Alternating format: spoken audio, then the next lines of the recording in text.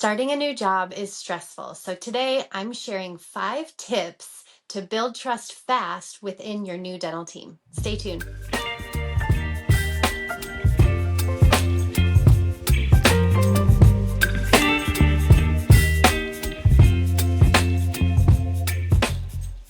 Hey everyone, welcome back to the Grow RDH podcast. My name is Katie and I'm a dental hygienist from South Dakota. Today we are finishing up our series on tips for new grads. And today's topic is pretty light, but yet super important. We're going to be talking about ways that we can build trust in our new office and kind of break the ice, get to know each other, and really develop those relationships fast so that way you can feel more at home in your new place of work. First impressions carry a lot of weight. This is true outside of work too, but especially in a work setting, our first impressions that we give to our new office can set the stage for our work there and how we're going to fit in the dental practice. Especially if you're getting a job in an office that has a very tight-knit team, a team that has been working together for a long time. Sometimes you might feel a little bit like an outsider. And for some of us, this may be even harder than the clinical stuff, right?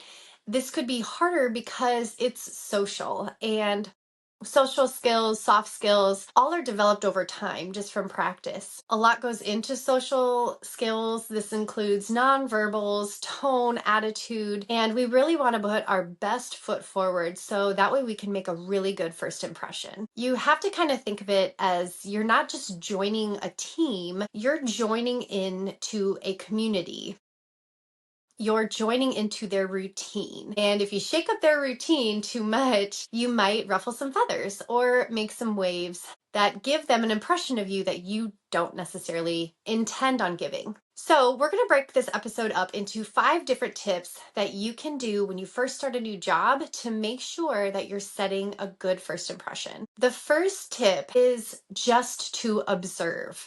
Before you start throwing yourself into engaging conversations too much, it can be really helpful to observe people. Observe everything about the office. Observe the inner relationships that you're seeing. Observe them at lunch. Observe them on breaks. Observe how they interact with each other at the morning huddle. I think what you'll find is that you'll notice a lot of social cues. You'll notice personality differences, and you'll notice that while sometimes leadership roles can be clear or spoken, a lot of the times there are underlying roles that people play in a community, in an office, that aren't necessarily stated, but they definitely stand true. And so by observing, you can really see those in the office that have leadership positions, those in the office that may cause a little drama, and you can better judge or better analyze how those relationships might impact your professional career. Another thing you don't want to do is when we graduate, we have all of the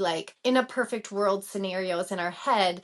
So sometimes we might get into a new office and we see improvement or see things that could be improved upon or things we could change. Again, this goes back to observing. Don't try to change anything or don't try to implement or challenge things that you don't necessarily understand quite yet. That doesn't mean they don't need to be changed. It just means if you want to change something, you really have to understand the relationships of the people involved and the power dynamics and how things get done in your office. So observe first, talk later. The second tip I recommend for building trust is to be a team player. This means proactively helping and doing duties that are done as a team. For example, cleaning operatories, looking into sterilization and make sure everything is running smoothly. If you see an opportunity for you to step in and help somebody, you are going to build trust fast. So be proactive, make sure that you are showing the team that you are a team player. And if you're not sure what you can do to help them, just ask, say, is there anything that I can do or is there anything I can do right now? I have some downtime. Maybe it's learning the charting system or making phone calls. Whatever you can do to show that you want to be a team player and to proactively help is really going to benefit you because it's going to show the team that you are a part of the team. The third tip is to ask for feedback right away.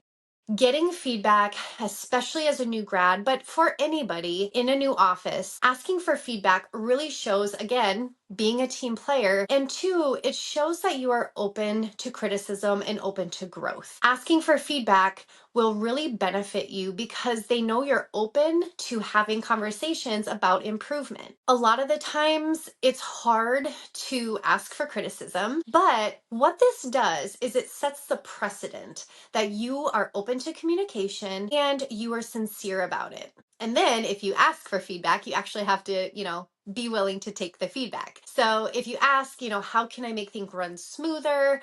What do you see my role as, in periodontal classifications, protocols? I don't know what it is. But if you ask some of those questions and you get some feedback, really try to implement it, listen with open ears and an open mind to look for areas of improvement. This will show and set the precedent that you are open to growth and you are open to communication. The fourth tip that I have is to avoid gossip. Gossip happens everywhere in every workplace I've ever worked in, and it can be juicy, but it really does fracture trust if it's done in a bad way. And usually gossip is typically half truths and it's really unnecessary in a professional work environment. There are tricky ways to kind of get around this, right? People that are coming to you to talk about gossip, it's actually a sign that they're comfortable with you. So when somebody's coming to you with maybe some gossip, try to handle this delicately. Show them that you appreciate their friendship, you appreciate them coming to you, but don't engage in the gossip. Try to change the subject if you can. Stay neutral, especially if you don't know the people that they're talking about or you're new and you don't know them well. Just staying neutral, saying that you really don't have a horse in the race, trying to remain neutral is number one. If you really can't get them to stop, just try to shift the topic or change the subject. Distraction is a great method. Try to talk about something else. And even though it's really hard, do not take the bait. Do not engage in the gossip because what it will do is in the long term, people will respect you more. Because what we know about gossip is that if you're gossiping about somebody when they're not there, then what is the impression that you're probably gossiping about me when I'm not there as well, right? And so if you don't engage in that, again, you're setting a precedent, a good precedent that you are someone that can be respected and trusted to not talk bad about someone or to not spread rumors, lies, who knows what it is. So keep your tone neutral, change the subject. And then finally, my fifth tip is to find common ground with small talk. I know that some people really hate small talk. It is awkward. Some people just absolutely hate it. It's pointless, it's useless. But it is a way that human to human connection happens, right? And typically when we think about small talk, all we're really doing is we're trying to make connection or we're trying to find some common ground that makes us connect. A lot of the times the common ground could be where you went to dental hygiene school, where you grew up. It does not have to be super deep personal issues, right? We don't need to be like therapeutically talking about all our problems, but we can use small talk and use those simple conversations to get to know our whole team. You can keep it all about dentistry, ask them where they were trained or ask them how many years. If they've been at other offices, ask them about their career. You can keep it strictly dental, or you can share safe things with them about yourself. So it could be, I have a dog. I love dogs. I raise dogs. Or, I grew up in just this tiny town. Population 1, I graduated with 5 people in my county. Something simple. It makes us human, right? Something that makes us human, that gives us personal context of who we are and why we are together in this place. The main thing we want to remember here is that we just want to be sincere. That is the main thing. Sincerity shows respect. Again, it comes back to truth telling, and being sincere shows people that you are a real person and you have feelings, you have emotions, you have a background, you have a history. And so if you're one of those people that just hate small talk, try your best to at least use it in a way to make connection. This will help build trust and it will help you fit in. So these are my 5 tips. I really think it's great for just starting off on the right foot, making sure that you are putting your best foot forward. You are giving a good first impression. Now, what do we do if we've done all that and we still don't fit in? The first recommendation I have for you is to just give it time. If you feel like some backlash or some tension, go back to tip number 1 and continue to observe. The more observation you have, the better awareness and understanding you have of the whole situation. It can take some time. In my experience, it may take 3 months, up to maybe even 6 months, to really feel integrated into a community like a dental office. It takes time to build trust, so don't be discouraged if maybe people feel a little cold around you in the initial stages of your career. Over time, you will win them over, I have no doubt. But in the meantime, go back to observing and really try to learn more about the dynamic. While you're observing, it is helpful to just check yourself, right? Self-awareness is key. Are you being open? Are you being sincere? And are there ways that you can maybe improve on these things to better build trust and transparency? Third thing we can do, and really this is nothing we can do, but there are offices that are just toxic, and we can recognize toxic work environments. We do not want to stay in them for long periods of time because it will severely affect your mental wellness. But if you don't have another job lined up and you are in an environment where you feel very unwelcome, it's a toxic environment, you don't want to stay, but you don't have any other options, that's okay. Start putting feelers out there, start getting to know your dental community. Maybe if you have one day off during the week, maybe and go temp at another office, but you are not obligated to stay in a toxic work environment. That said, you may transition or implement yourself a little bit better over time. What I do want to say is that we do not have to be best friends with the people that we work with. We are with them most of our waking hours, right? From 8 to 5, who knows, maybe longer, Monday through Friday. And that's a lot of time. We do not have to be best friends with them.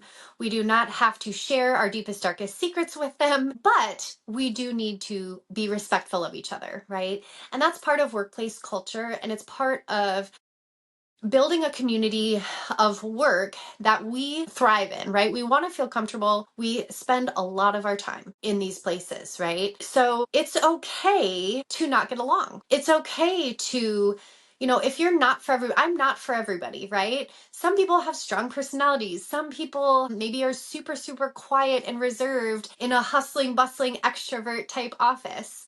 So you're not for everybody, but you can professionally work in an environment that you don't necessarily jive with if you use these tips and if you use just basic respect and professionalism. It's okay to not get along, but if you feel undervalued, if you feel unsupported, and you strongly feel like you can find a better community elsewhere, there's nothing keeping you. You can always move on. We want to protect our wellness, right? Protect our mental wellness. We talked about burnout last week. And so what you don't want to happen is that you give up yourself just to fit in.